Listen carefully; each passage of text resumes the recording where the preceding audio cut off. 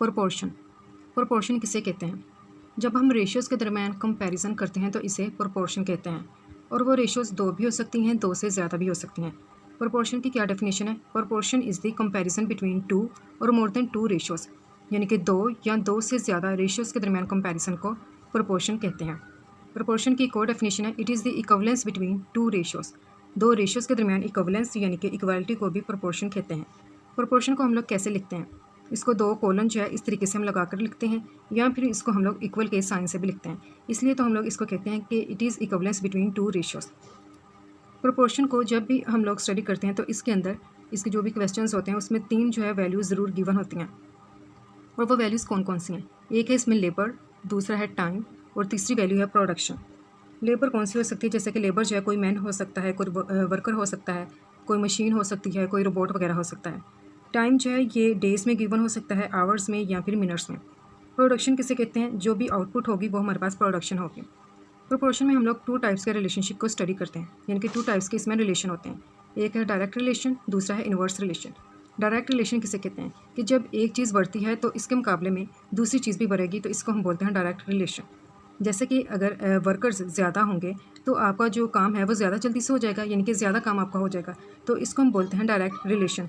जैसे कि अगर 25 आदमी हैं, अगर वो 25 स्वेटर बनाते हैं, तो अगर आप 25 के बजाय 50 आदमी कर देंगे तो स्वेटर जो है वो ज़्यादा बनेंगे, तो इसका मतलब है कि ये डायरेक्ट रिलेशन है। इन्वर्स रिलेशन किसे कहते हैं? इन्वर्स रिलेशन में जब एक चीज़ बढ़ती है तो इसके मुकाबले में दूसरी चीज़ जो है वो कम हो जाती है।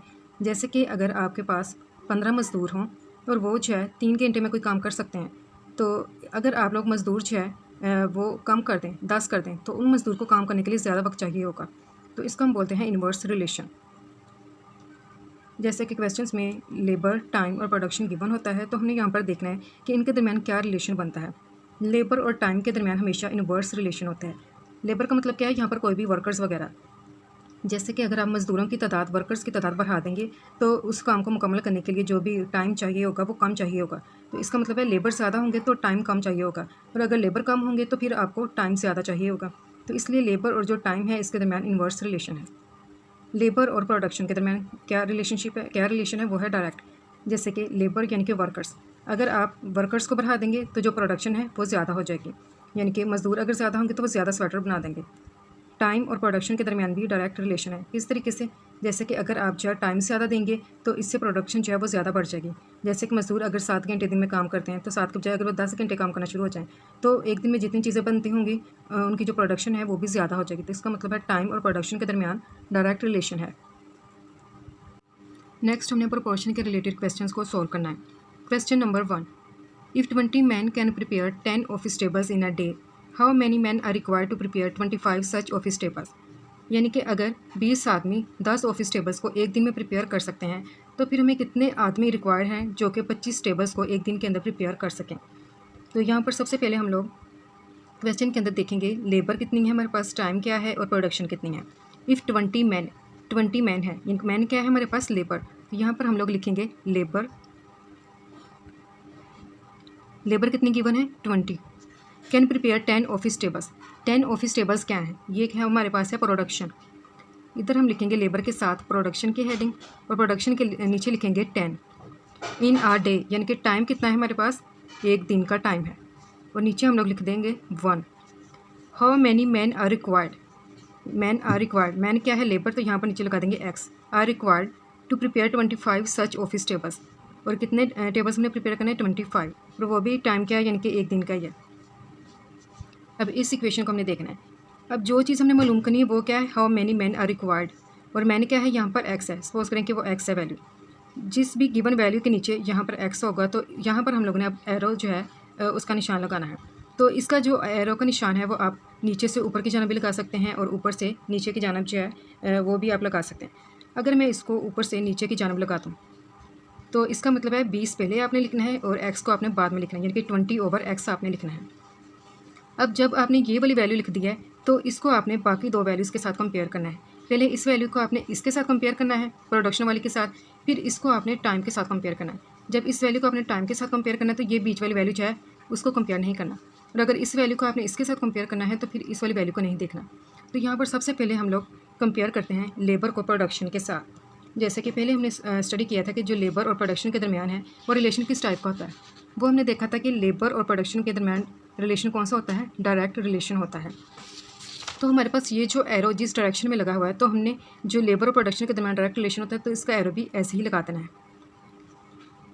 फिर हमने देखना है लेबर और टाइम के दरमियान रिलेशन क्या होता है। तो लेबर और जो टाइम है उसके दरमियान हमने देखा था लेबर और टाइम के दरमियान इनवर्स रिलेशन होता है। तो डायरेक्ट रिलेशन में हमने यहाँ पर साइन नीचे लगाया था, तो इनवर्स रिलेशन का जो साइन है वो यहाँ पर ऊपर की जानब लगेगा। अब नेक्स्ट जो है इसके बारे में हमने कैसे लिखना है, एक पार्ट हमारा ये है। अब ये एरो हमने नीचे की जानब लगाया तो पहले इस वैल्यू को लिखना है। इसका मतलब है ऊपर से नीचे की जानब आ रही है तो 20 पहले आएगा और x बाद में आएगा, और इधर हम लोग लिखेंगे 20/x। नेक्स्ट आपने इधर इक्वल का साइन लगा देना है, यानी कि जो भी x की वैल्यू लिखनी है उसके बाद इक्वल का साइन आएगा। इसके बाद आपने देखना है कि ये वाली वैल्यू का एरो कैसे है, नीचे की तरफ इसका मतलब 10/25 लिखेंगे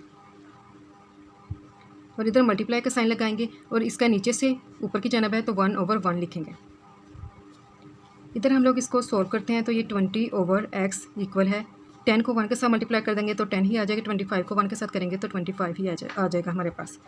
अब आगे जो है हमने इस क्वेश्चन को सॉल्व करना है, और वो हम लोग किस तरीके से सॉल्व करेंगे, इसको क्रॉस मल्टीप्लाई करेंगे, यानी कि 10 को x के साथ और 20 को 25 के साथ। तो यहाँ पर आ जाएगा 10x इक्वल है 20 × 25। अब यही वैल्यू हम लोग इधर लिख लेते हैं, 10x इक्वल है 20 × 25। अब आपने यहाँ पर जो है लिखा हुआ है कि 10 को 25 के साथ जब आप मल्टीप्लाई करते हैं तो आपके पास वैल्यू आती है 500। तो ये है 10x, x को आप इधर रहने देंगे, 500/10 को इसके नीचे लिख देंगे। ये 0 0 के साथ कैंसिल हो गया तो x की वैल्यू किसके इक्वल आई है, 50 के इक्वल आई है। अब क्वेश्चन में क्या पूछा गया था, how many man are required. तो हमें कितने मैन रिक्वायर हैं, 50 मैन रिक्वायर हैं, ये हमारा आंसर है। Next question number 2, 15 man complete work in 20 days, how long will it take to complete work by 10 man. यानी कि 15 आदमी हैं, वो कोई सा भी काम है उसको वो 20 दिन के अंदर मुकम्मल करते हैं। तो अगर हमारे पास 15 के बजाय 10 आदमी हों तो वो कितने दिनों में उस काम को मुकम्मल कर सकते हैं। 15 मैन लिखा है उसने सबसे पहले, तो यहाँ पर पहले हमने लिखना है लेबर, टाइम और प्रोडक्शन के बारे में। तो लेबर हमारे पास कितनी गिवन है, 15 है, लेबर है 15 man complete work in 20 days. Time हमारे पास कितना है, 20 डेज।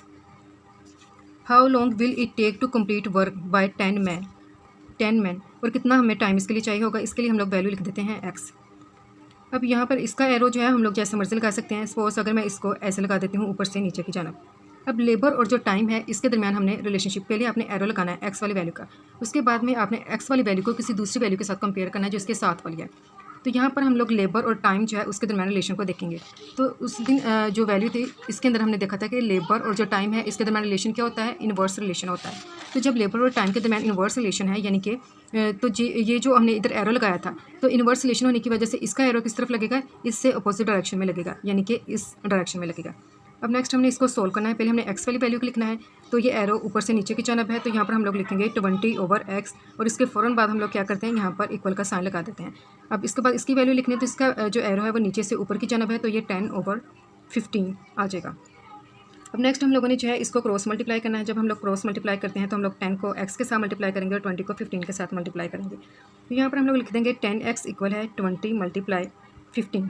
जब हम 20 को 15 के साथ मल्टीप्लाई करते हैं तो वैल्यू आती है 300, और इधर है 10x। अब इस वैल्यू को हम लोग इधर ले आते हैं, 10x इक्वल है 300, x इधर रह जाएगा और 300/10, ये 0 0 के साथ कैंसिल हो जाएगा और यहाँ पर x की वैल्यू आ जाएगी 30। How long will it take to complete work by 10 man, यानी कि 10 आदमी जो है उस काम को कितने दिनों में मुकम्मल करेंगे। तो 10 आदमी जो है वो 30 दिनों में मुकम्मल करेंगे।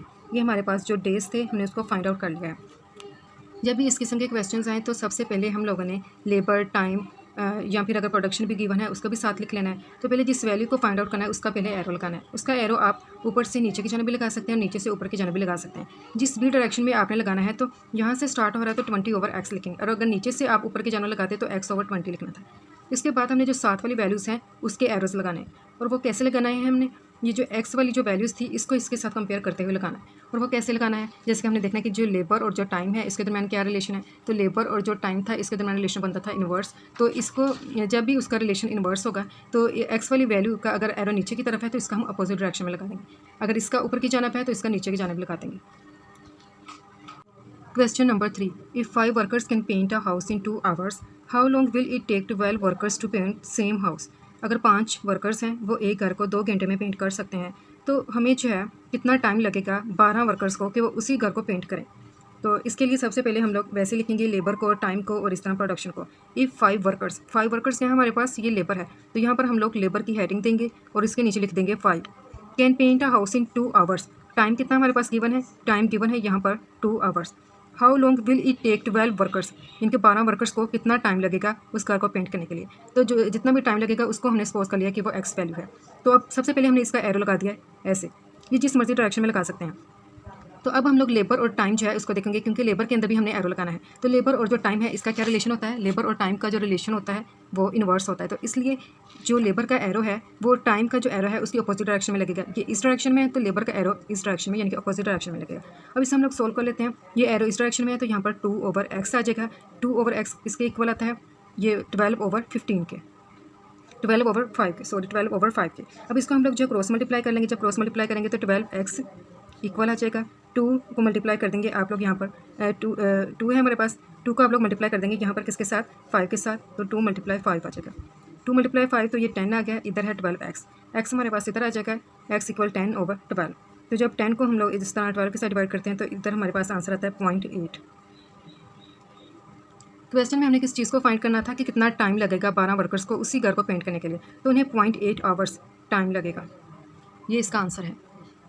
Question number 4, if P is directly proportional to Q and Q equal है 12K when P = A, then what is value of P when Q = 15। यहाँ पर उसने लेबर की, टाइम की या प्रोडक्शन की बात नहीं की, बल्कि यहाँ पर उसने हमारे साथ एक डायरेक्टली बात की है। उसने कोई सी भी वैल्यू हमें दे दी गई है P की और Q की, लेकिन उसने ये बताया है कि P क्या है, Q के डायरेक्टली प्रोपोर्शनल है, यानी कि P और Q के दरमियान जो रिलेशन है वो डायरेक्ट रिलेशन है। तो यहाँ पर हम लोग सबसे पहले लिखेंगे P और इधर आ जाएगा Q। उसने कहा if P is directly proportional to Q and Q = 12, Q अगर 12 के इक्वल है, when P = 8, then what is value of P, यानी कि P की वैल्यू आपने मालूम करनी है तो यहाँ पर आप x लिख देंगे, व्हेन Q = 15।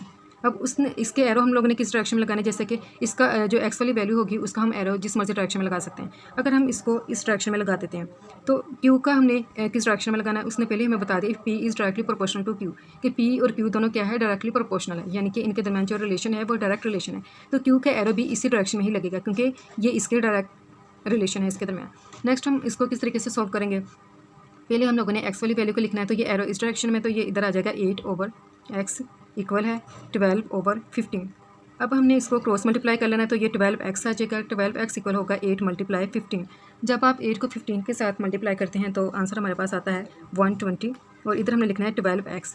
12x किसके इक्वल है, 120 के।